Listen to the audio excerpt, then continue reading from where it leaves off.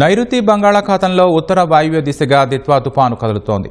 ప్రస్తుతం పుదుచ్చేరికి దక్షిణ ఆగ్నేయంగా 160 కిలోమీటర్లు, దక్షిణంగా చెన్నైకి 260 కిలోమీటర్ల దూరంలో కేంద్రీకృతమై ఉంది. గడిచిన 6 గంటల్లో 5 కిలోమీటర్ల వేగంతో ప్రయాణం చేస్తోంది. ఇది ఆదివారం తమిళనాడు, పుదుచ్చేరి, దక్షిణ కోస్తా తీరానికి సమీపంగా రానుందని ఐఎండీ తెలిపింది. దిత్వా తీరం దాటే అవకాశం లేదని, తీరం వెంబడి కదులుతో సముద్రంలోనే బలహీన పడుతోందని వాతావరణ నిపుణులు తెలిపారు. ఆదివారం సాయంత్రం వరకు తుపాను తీవ్రత కొనసాగి తర్వాత వాయుగుండంగా బలహీనపడుతుందని అంచనా వేస్తున్నారు. తుపాను ప్రభావంతో తమిళనాడులోని చాలా ప్రాంతాల్లో భారీ వర్షాలు కురుస్తున్నాయి. పెద్ద ఎత్తున గాలులు వీస్తున్నాయి. పలుచోట్ల 20 సెంటీమీటర్లకు పైగా వర్షపాతం నమోదైంది. పలు ప్రాంతాలు నీట మునిగాయి.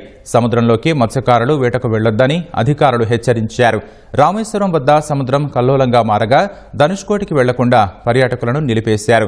రేపటి వరకు భారీ వర్షాలు కురుస్తాయన్న వాతావరణ శాఖ హెచ్చరికలతో అధికారులంతా అప్రమత్తంగా ఉండాలని తమిళనాడు సీఎం ఎంకే స్టాలిన్ ఆదేశించారు.